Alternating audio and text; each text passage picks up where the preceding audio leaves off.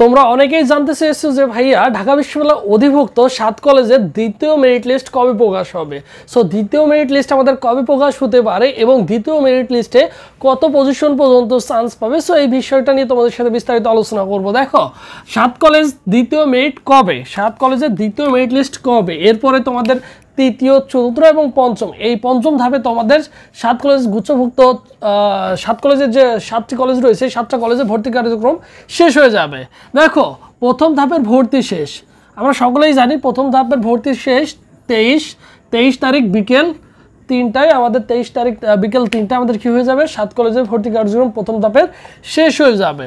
এরপর দেখো second merit list, second merit লিস্টের সম্ভাবনা আছে 23 তারিখ বিকেল 4টায়, 23 তারিখ বিকেল 4টায় বা 24 তারিখের মধ্যে দেখা যাবে তোমাদের হচ্ছে দ্বিতীয় মেরিট লিস্টটা হচ্ছে প্রকাশ করে ফেলবে। এখন দ্বিতীয় মেরিট লিস্টটা কেন 23 তারিখ পরে প্রকাশ করবে, এই কারণে প্রথম মেরিট লিস্টে যাদের ফলাফল প্রকাশ করছে তাদেরকে 3000 টাকা সাবজেক্ট চয়েস নিশ্চয়নের জন্য দিছে। দেখা যাবে এর মধ্যে অনেক ছেলে মেয়ে আছে, তারা কি করবে না, তারা জাতীয় বিশ্ববিদ্যালয়ে ভর্তি হয়ে আছে, অনেকেই হচ্ছে ভর্তি হবে না বা নিশ্চয়ন করবে না। সো সেই ক্ষেত্রে তাদের আসনগুলো ফাঁকা হয়ে যাবে। পরবর্তীতে সেটা হচ্ছে সেকেন্ড মেরিট লিস্টে হচ্ছে কি থাকবে, দ্বিতীয় মেরিট লিস্টে ওই সকল শিক্ষার্থীরা সুযোগ পাবে। যদি 23 তারিখের আগে যদি দেয় তাহলে তো কোনোভাবেই দেওয়া সম্ভব না। কতজন ছেলে মেয়ে 23 তারিখ পর্যন্ত কনফার্ম করবে, টাকা পেমেন্ট করবে, কতজন করে নাই, যতজন করবে না সেইটার ভিত্তিতেই সেকেন্ড মেরিট লিস্ট প্রকাশ করা হবে। সো সেই ক্ষেত্রে যদি সেকেন্ড মেরিট লিস্টের কথা আমরা চিন্তা করি, বিজ্ঞান থেকে মোটামুটি 12,000 পর্যন্ত আশা করা যায় যে আমরা সাবজেক্ট পেয়ে যাবো সেকেন্ড মেরিট লিস্টে। মানবিকের ক্ষেত্রে 12,500 পর্যন্ত যাওয়ার সম্ভাবনা অনেক বেশি রয়েছে সেকেন্ড মেরিট লিস্টে, এবং বাণিজ্য শাখার শিক্ষার্থী যারা আছে তারা মোটামুটি 5,500 পর্যন্ত যাওয়ার সম্ভাবনা অনেক বেশি রয়েছে।